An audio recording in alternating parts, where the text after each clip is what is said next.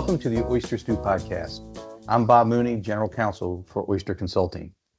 Starting your own registered investment advisor firm is both thrilling and demanding. For those who are thinking about starting their own RIA, this week's Oyster Stew Podcast dives into the registration process and essential compliance requirements. Oyster experts Brent Nix, Candy Palugi, and Nolan Hughes share insights and best practices to help you navigate the registration and compliance landscape with confidence. Let's get started. Brent?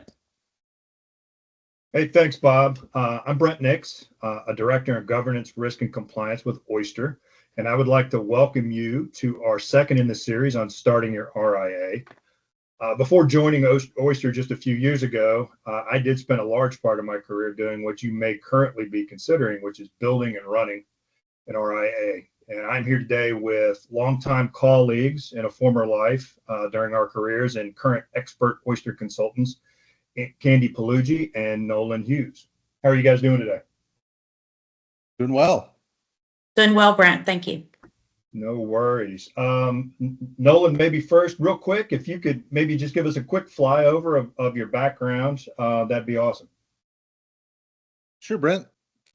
Got about 18 years experience in the industry, almost exclusively in compliance, ranging from bank broker dealers to regional dual registrant firms, solo RIAs, as well as aggregator RIAs. Good deal. And how about you, Candy? Yes, I have about over 20 years experience in the industry, mainly at large broker-dealer RIA firms.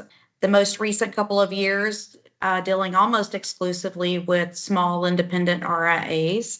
Half of my career was in the branch office environment, branch operations manager, working with staff there directly in the sales field. And then the other half, latter half of my career, working in compliance. And then more recently as CCO, with consultant, working as CCO, helping firms start up their new RIAs, et cetera. Thank you very much. I appreciate that. So if for those of you listening to this podcast, you're considering potentially starting an RIA, and we're going to talk about what that process for registration is going to look like for you. A lot of hurdles, a lot of things to consider. The first of which is initiating a registration with a regulator. And Nolan, I know you just went through this, so maybe if you could spend a couple of minutes talking to us about entitlements and getting that process started. Sure, Brent. The first thing that you're going to want to do is gain access to the FINRA CRD system, the FINRA Gateway. This allows you to set up your super account administrator, set up your entitlements, and ultimately make your initial ADV filing, which serves as your initial application for registration. We got 50 states, 50 plus regulators, including the SEC. Anything to think about when you're considering who you're actually submitting this to? Absolutely.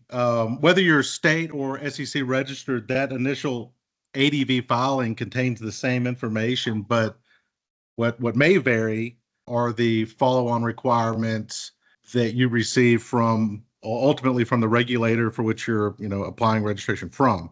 Each state may have different requirements. They could have different forms, different attestations, and different documents of yours that they want to see. Same goes for the SEC. So it's really important before you get to that point, before you hit that submit button, that you've taken the time to look at the registration requirements within the jurisdiction that you're applying for, to make sure you understand it and you've got all your ducks in a row. Yeah, absolutely. And of course, that gets us with the firm, and the firm's not ready to go, of course, unless we've got individuals ready to dispense advice. So, Candy, what about the Form U4? So with Nolan's advice, we've got the firm going. What about the people that are going to work for the firm? Yes, also equally important. So the Form U4, which you utilize within the FINRA CRD system as well, but this is more on the individual side. So each individual who's going to be registered with your firm, especially your key players in management as the firm's beginning, your first advisors with the firm, will need to complete a Form U4. Most, if experienced in the industry, will already have one on file. So what you will be doing basically is looking at that information and then just converting it to your firm. But some important things you want to consider are if you're bringing in new people whom you've never, worked with before, or they're not a piece of your core group, let's say advisors, you definitely want to take a look at those U4s, verify that information. You're looking for disclosures. You're looking for their, any prior history or any concerns, red flags, if you will, that may be in their history that you'll want to vet and ensure that you're comfortable with handling as you move forward.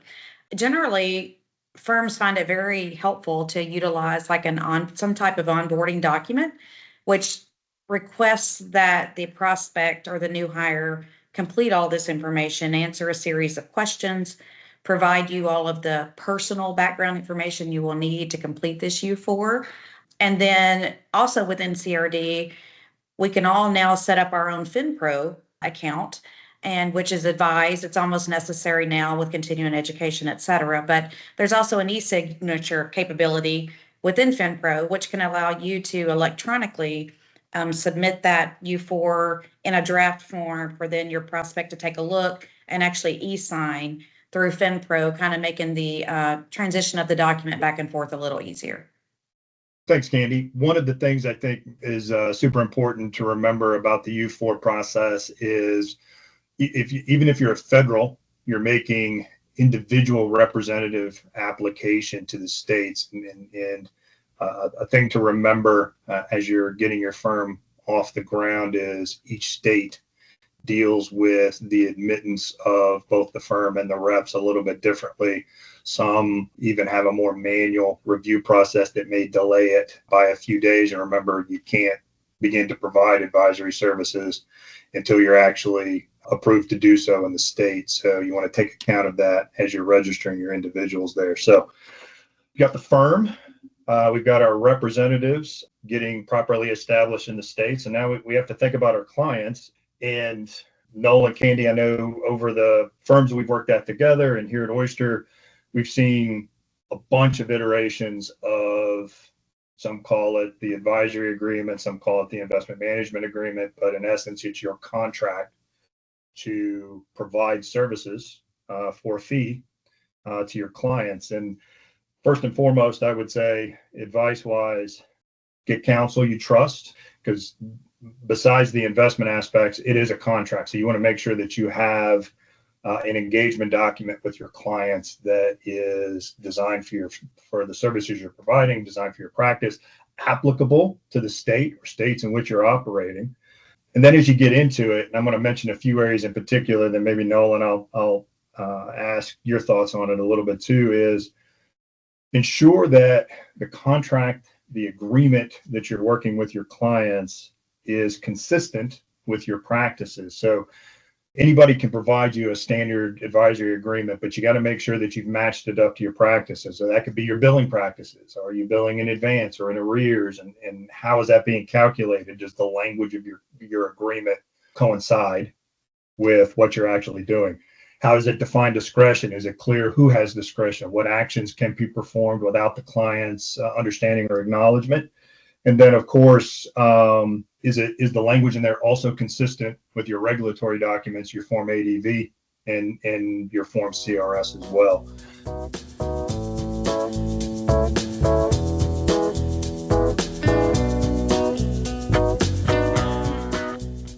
I know I've seen this become sticking points in exams. Nolan, what have you seen? What you see a good bit of is, individuals may have it conceptualized in their minds, but they haven't really put pen to paper. You can't go into this without a full understanding of what your business plan is. What services are you going to offer? How are you going to engage those clients? How are you going to charge for those services? And have it well defined. Not only will that create potential roadblocks in your application process, but it has a ripple effect through the creation of the other documents you just mentioned, the Form CRS and your ADV 2A disclosure brochure. So make sure you've got a well-defined business plan. You put pen to paper. You're not operating off of an idea. You're operating off of something that, you've memorialized and set in stone, and be concise. That's good advice. Candy, I know you've had a lot of opportunities to review and see a handful of examples of the kinds of engagements and contracts that firms are using. What advice might you have here?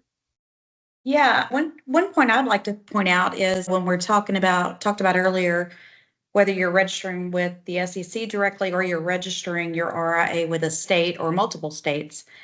What I have found in my experience is while the SEC will pretty much rely on you to have followed, their rules, their guidelines on how you set up your investment contract, and that you have, as you said, Brent, you've sought good legal advice, counsel, and they are helping you set that up and ensure that it's a solid legal document. But I have found with some state regulators, and it will vary by state, just depending on the regulator, but some state regulators have become very involved in the review of the actual investment management agreement, as well as the Form ADV, and provide significant feedback at times on exactly the type of language they want to see, exactly the type of language they don't want to see. So just keep that in mind, because that obviously can be a time constraint. If on one aspect with the SEC, things may go very smoothly and you don't have a lot of feedback necessarily, you get registered and you're on your way. But with a state regulator, you may have a lot of back and forth with that regulator before you actually get the documents to where they're comfortable with. So that's a good point to make. And then also, it's important to consider in your investment management agreement that you put some type of clause in there to allow in the future that you can provide electronic delivery of disclosure documents and acknowledgement of delivery within this current execution of the initial investment management agreement.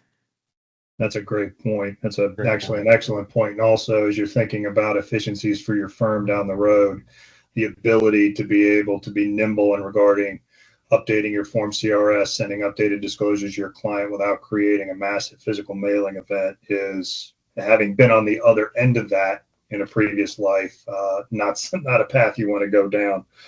I think the other thing that I would maybe ask for either of you to comment on, maybe Nolan, is advisory services are defined by the agreement, and there may be a tendency in the industry to try to encompass all services under what I would call a cafeteria style agreement, where we're trying to define the world and have it under a singular engagement. With the clients that you've served in your roles in the past, what are your thoughts on having a singular agreement to provide services to your client, or potentially targeted agreements to these services to be provided to a client? I think it's a little bit facts and circumstance. If you have different services that are, for the most part, similar in nature, similar billing structure, similar engagement points, whether, discretionary, non-discretionary, you could encompass a lot of that on a singular agreement. I think where people start running maybe a little off in the ditch is when they start trying to encompass vastly different services and service models and one agreement that makes it very murky, makes it very difficult for a client to understand the exact services applicable to them. For instance, financial planning consulting, that you may do off of a flat fee via invoicing, versus ongoing portfolio management based off of a, quarterly asset-based fee. Those are two vastly different service models with, very different, billing structures and entry points and exit points. My opinion has always been keep your agreements clear, keep them pointed so that it's easy for the investor to understand the terms of their engagement with you. And if you've got multiple service models that are different, have a different agreement for that service model. And then back to, I think one of the original points that we made is cross-check always with your compensation style, your Form CRS, your ADVs. Make sure all of that dovetails together, particularly out of the gate as you're considering starting that new firm. So you've got your agreement ready to engage clients as you're starting this process, getting your firm off the ground. But then there's another number of other things that you have to have in place before you can really get out of the gates as a firm. Your privacy policies, your codes of ethics, your compliance manual, the requirements for a business continuity plan, a number of things. So maybe we can take a few minutes and think about some of those guys. The privacy policy, you see so many firms that have a very boilerplated notice of privacy policies posted to their website. And while there is a lot of duplication, a lot of similarities to the way this is addressed across firms, I would just caution you as your new firm to consider your business model and all the parties that you have involved. Are those parties considered core to your business and your service provider? Is there disclosures that you need to make in regards to what information about your clients you'll be providing to whom? And is there any of that optional? Is there anything that's in your business model that is designed not as the providing of the core service, but to a marketing aspect to which you really do need to provide the client an opt-out opportunity for sharing of information that's non-essential to the relationship that they've engaged? So that would be my one key point for you to think about as you're developing an effective privacy policy, that you have full and complete disclosure to your clients.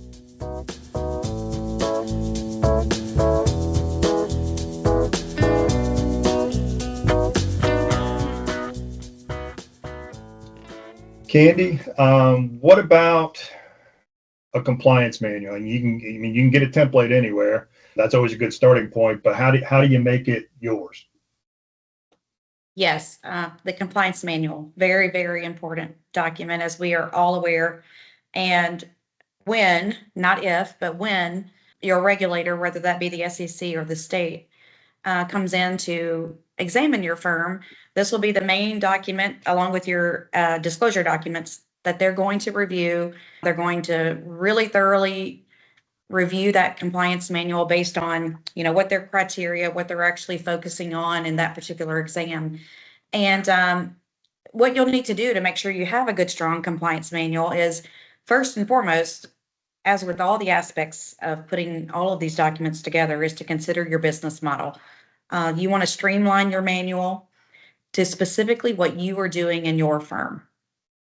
As Brent said, you could take a template. It's a great start to have a good template that covers all of the general areas. However, they may not all pertain to your firm and your business model at this time. So you'll really want to pay attention to that and remove any language that's not relevant, or reduce it. If it's just too much language in there, going overboard with discussing facts that don't necessarily need to be in that model. You should be clear and concise when you're doing this. Detail your processes, considering the personnel, the technologies that you have available. Again, don't overcomplicate it. Just, be pretty straightforward with what you're doing and how you're handling it. And the best thing that I find is to take your manual, especially if you're starting with a template, go through each section by section, discuss it with pertinent people in the certain areas that are handling it, such as your traders, your operations people, whoever are handling these aspects of the firm. You'll want to talk with them to make sure that you accurately reflect what you're doing, and that you don't say that you're doing something that's not going to be done. I think that's one of the most important things to consider in your compliance manual.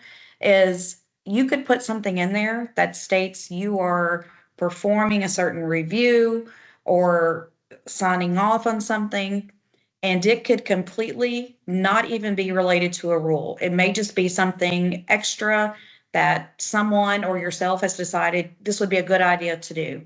Well, if you put that in your manual, the regulator is going to hold you to it. Even if you are not violating a rule by not doing it, they are going to hold you to it, have you show them that you have actually done what you've said you've done.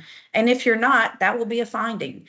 And so just consider those things. You don't want to get yourself in a situation to have findings with regulators related to things that you are not even required to do according to the rules.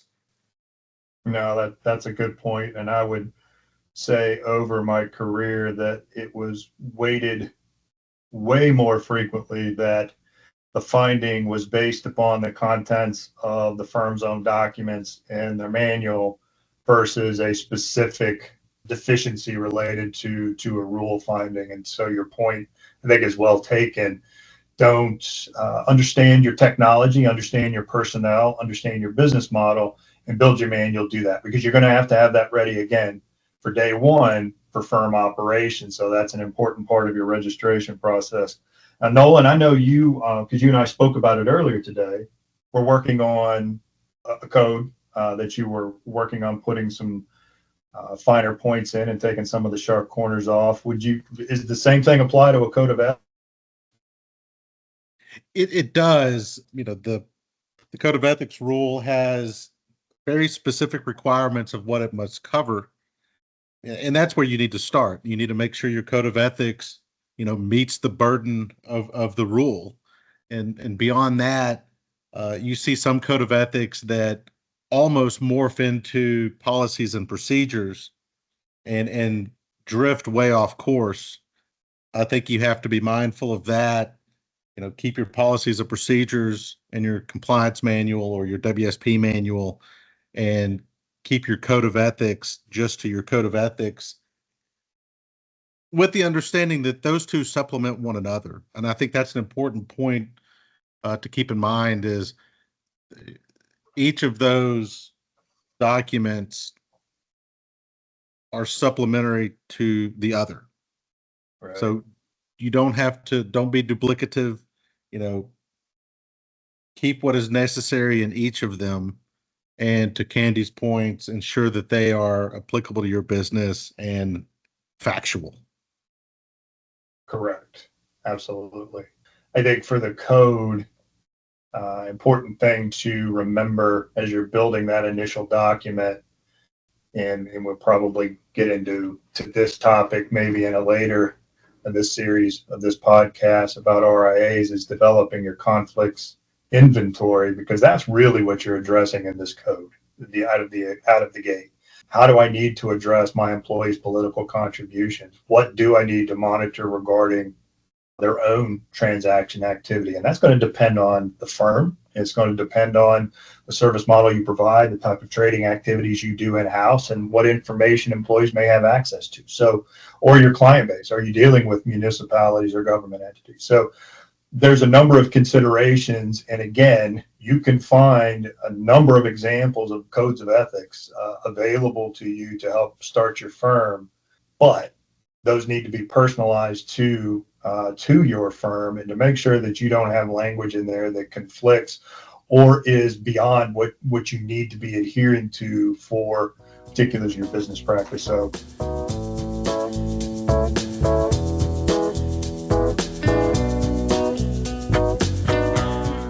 I think probably one of the most difficult things for firms to consider, because it's just such a broad and nebulous concept, is this idea of business continuity planning, disaster recovery. What does all of this entail? What am I supposed to be doing? You can find a number of resources to assist you in building the basis of a business continuity plan. But again, you have to have that ready and understood and be able to be implemented on day one as your firm's out. And things to consider, how many locations do you have? Are you a single man or a small group shop that operates in one location?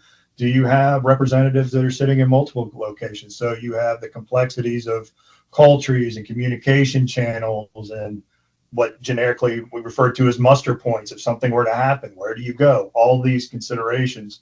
And what is the firm's difference between short-term and long-term? So all of our short-term and long-term events. So things to think about for business continuity plans or BCPs. And then that's got to be developed around who are your key personnel, who absolutely positively we need to know where they are and are they available? Do they have access to resources? What kind of technology you have? And the one thing also that I will remind you regarding developing your BCP is what resources are available around you? What is your technology provider doing on your behalf? Your elected custodian also has a requirement to have a BCP, and in many respects is going to assist your ability to be effective with your business continuity plan. And they also have a responsibility to you, and some of their responsibilities, what you are building into your BCP. So there's a lot that goes into it. There's a lot of thought. There's a lot of discussion that needs to occur as you're developing that plan. But again, one more item that you need to have up and going as you near your first day of operations. Nolan, with the BCP, I mentioned a second ago technology providers, but your technology provider is also helping you protect the firm, its clients, its information.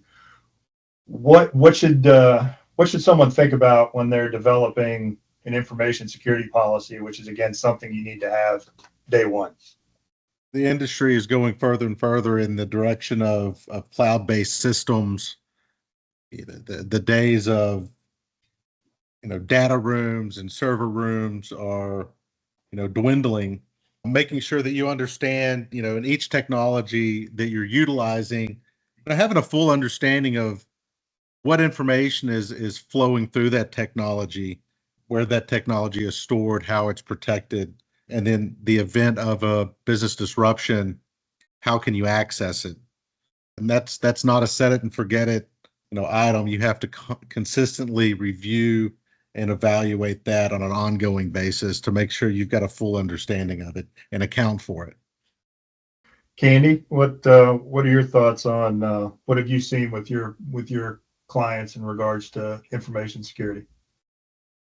Yeah, I agree with everything that Nolan said there.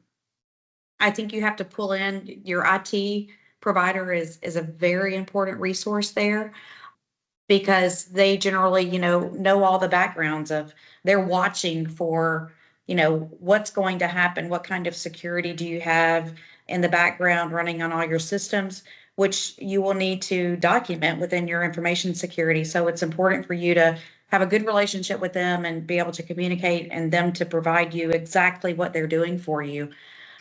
I think another important part in the information security policy is understanding breaches. When a breach happens in our environment, it almost is definitive that it's going to happen. So to plan for that, what are you going to do if there is a large breach of client information? And another thing you'll need to consider in that aspect is there are federal laws, related to security breaches.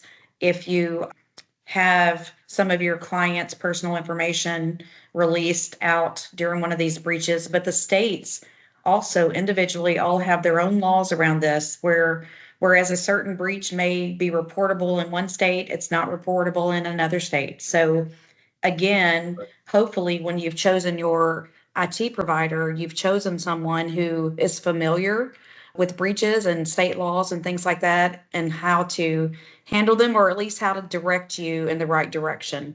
And a lot of times you need to be prepared to bring in counsel as well, just depending on the significance of the breach. Agree, completely agree. I think to bring that thought back into the concept of our discussion here on registrations today is, we've said it before, consider your business model, know the states that you're operating in, and know who your support is out of the gate, so you can develop an effective InfoSec policy. And that needs to coordinate with the BCP, which we just talked about a moment ago. Those go hand in hand.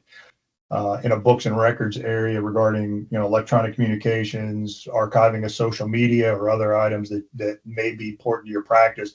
Important thing to remember is one of the things you are absolutely required to do independent of your firm, and you can't place reliance on anyone else, is the archival and oversight of your own communications efforts, your electronic communications efforts, your social media presence, your potential use of generative AI or large language models, which is a whole discussion on its own that we won't get into today. But as a firm early on, you have to identify the types of communication channels that you're going to be using and identify a technology provider that's going to be able to assist you in that archival effort, because that is squarely on your firm. This is one of those areas of books and records where you cannot place any reliance on someone else. So super important to understand, and that should be on the punch list of day one items to go ahead and begin demos and efforts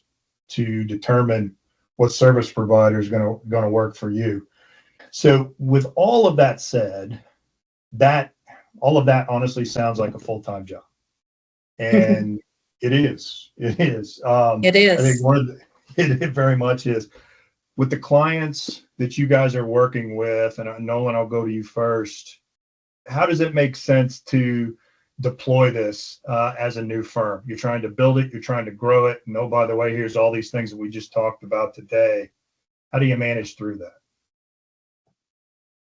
Well, I think you have to be realistic about your current resources, and that's, human capital resources as well as technology resources.